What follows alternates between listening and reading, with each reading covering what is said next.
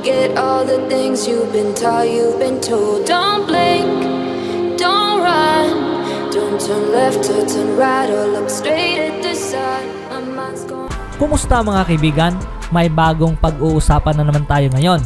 Pero bago nga yan, ay huwag nating kalimutang i-like ang video, mag-subscribe at i-click na rin ang notification bell para lagi tayong ma-inform sa mga interesting basketball updates. Shoutout nga pala kay Sige ng Cafe Lion ng Shangri-La at Ezrael Pairat, mga bumili ng hoodie at sapatos. At maraming salamat sa inyo kaibigan. Na-cleared na nga ng Los Angeles Lakers ang roster spot nang nagdesisyon ang kupunan mga kaibigan na i-waive nga nila ang guard na si Quinn Cook. At habang itong si Anthony Davis ay wala pa rin dahil sa isang injury, naging dahilan nga ito mga kaibigan ay nangangahulugan lamang na kinailangan nilang dumagdag ng another big man nang sa gayon ay makatulong nga ito sa kawalan nitong ni Anthony Davis. Ang pinaka-prominent available big man ngayon ay itong si DeMarcus Cousins na siyang gumugol na rin at naging parte ng Lakers noong huling season sa kanilang roster. At inireport nga na kasalukuyan na nga silang nakalink sa isang possible reunion. Ngunit ayon kay Brad Turner at Dan Wook ng Los Angeles Times na ang pagbabalik nitong ni Cousins patungo sa Los Angeles Lakers ay malabong araw sa puntong ito. Inireport nga ng Lakers mga kaibigan na hindi nga raw sila nagmamadali para i-fill out ang spot na naiwan nitong ni Cook, kung saan nga raw nag-aantay sila ng pagkakataon nang sa gayon ay magiging makabuluhan ang lahat. Ang Lakers ngayon ay sumailalim ngayon mula sa kanilang hard cap at habang tumatagal na sila ay nag-aantay para makumpleto nga nila ang dalawang bakanting roster spot, mas lalo nga raw magiging mura ang mga prorated minimum contract para sa mga free agents. Ito ay magpapahintulot mga kaibigan nang sa gayon ay magkaroon nga sila ng iilang extra dollars under the hard cap line. Isang bagay na rin na naging maingat itong si Rob Pelinka sa posibilidad na magkakaroon nga sila ng slightly unbalanced trade mula sa trade deadline. Ayon kay Turner mga kaibigan, ang Sacramento Kings big man na si Hassan Whiteside ay ang top priority ngayon ng Los Angeles Lakers. Ang Sacramento Kings ay nahulog na nga ngayon sa number 12 sa Western Conference at itong si Hassan Whiteside ay nakapaglaro lamang sa team na ito ng 14.6 minutes per game. Ito ang pinakamababang total mga kaibigan simula pa man noong naging starter ito during noong 2014-15 season. Ang kanyang mai-offer para sa Los Angeles Lakers ay ang kanyang sukat mula sa rebounding at shot blocking sa ilalim ng rim. Ang Los Angeles Lakers ngayon mga kaibigan ay walang kasalukuyang 7-footer sa roster at habang itong si Anthony Davis ay mawawala sa mahabang panahon, ang team na ito ay nag-struggle na depensahan ang ilalim ng rim. Maituturing man mga kaibigan na itong si Hassan Whiteside ay hindi man napanghawakan ng buo ang depensa mula sa perimeter. Ngunit siya naman mga kaibigan ay nakapag-rack up ng highest block total sa NBA. Itong si Hassan Whiteside ay maaaring mahihirapan na magkakaroon ng mahabang minuto sa postseason kung sakaling itong si Anthony Davis ay makakabalik na sa roster. Ngunit kung iisipin mga kaibigan, siya ang big man ngayon na siyang napakaangkop sa Lakers, gayon rin ang pagiging backup center sa hinaharap ng Lakers.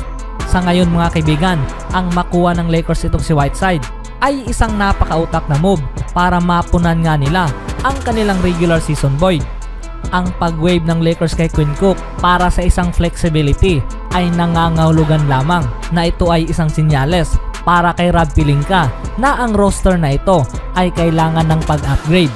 Itong si Marc Gasol ay naging starter mula sa lahat ng 32 games para sa Los Angeles Lakers sa season ito ay nakapag-average lamang mga kaibigan ng 4.2 points at 4.5 rebounds per game.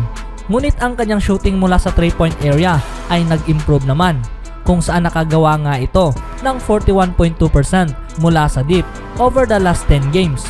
Ang kanyang backup na si Montrezl Harrell ay umiscore nga ito ng season high 26 points mula sa kanyang 23 minutes na paglalaro, kung saan natalo nga sila laban sa Washington Wizards sa score na 127-124 mula sa overtime. Ngunit tinapos nga niya ang labang ito na siya ay napaupo sa bench. Sa kadahilanan nga mga kaibigan na ang Washington backup center na si Robin Lopez ay naging game high plus-minus 16 mula sa plus-minus net rating. Sinabi pa nga ng Lakers head coach na si Frank Vogel na ang presensya nitong ni Robin Lopez, isang 7-footer, at idagdag mo pa nga raw mga kaibigan, itong si Russell Westbrook at Bradley Beal mula sa opensa. Kinailangan nga raw niyang magdesisyon na panatilihin itong si Harrell mula sa bench. Ayon pa nga kay Vogel mga kaibigan, ang Wizard nga raw ay mayroong dalawang dominant offensive players na nagkaroon nga raw ng napakalaking paglalaro at kinailangan nga raw ng team ng match size ng mas malaking sukat nang sa gayon nga raw ay maprotekta nila ang rim para sa defensive purposes.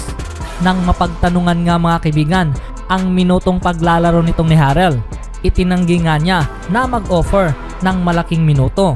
Ayon pa nga kay Montrezl Harrell, wala nga raw sa kanya ang posisyon para mag-demand at ginagawa lang niya kung ano ang pinag-uutos sa kanya ng head coach na si Frank Vogel.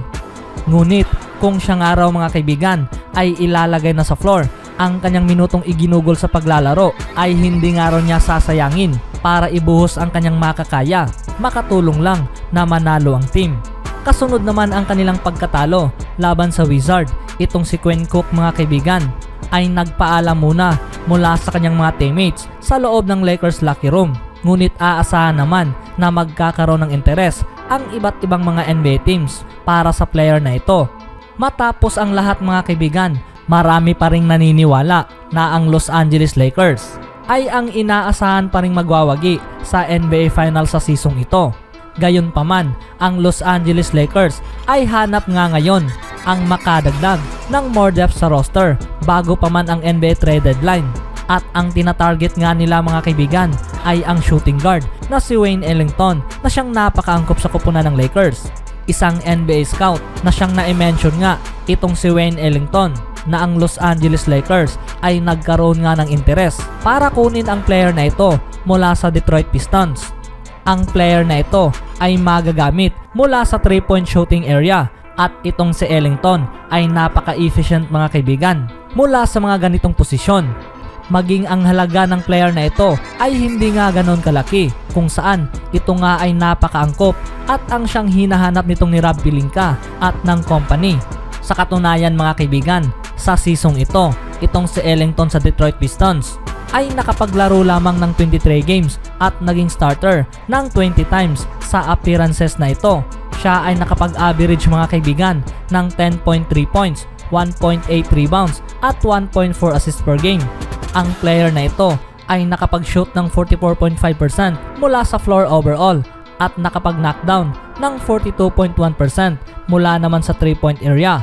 Mayroon ring abilidad itong si Ellington mga kaibigan bilang isang catch and shoot na siyang maituturing na elite level sa area na ito.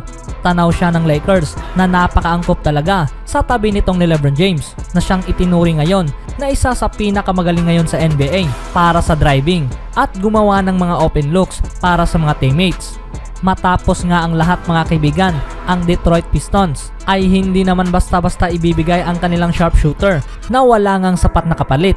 Sa ngayon sa puntong ito ay wala pa ngang detalye. Ngunit isa lang ang masisiguro na ang presyo ng player na ito ay hindi ganoon ka-expensive para sa Lakers na bayaran ito. Kung ang Lakers ay seryoso talaga sa kanilang pag-upgrade bago pa man ang trade deadline, ang player tulad ni Wayne Ellington ay isang napaka-ideal dahil hindi nila kakailanganin ang napakalaking big move. Ang kinailangan lamang ng Lakers ay more depth kung saan kakailanganin nga nila ang 3-point shooter at makadagdag na rin ng isang legit center. They said, don't fall, don't forget all the things you've been taught, you've been told. Don't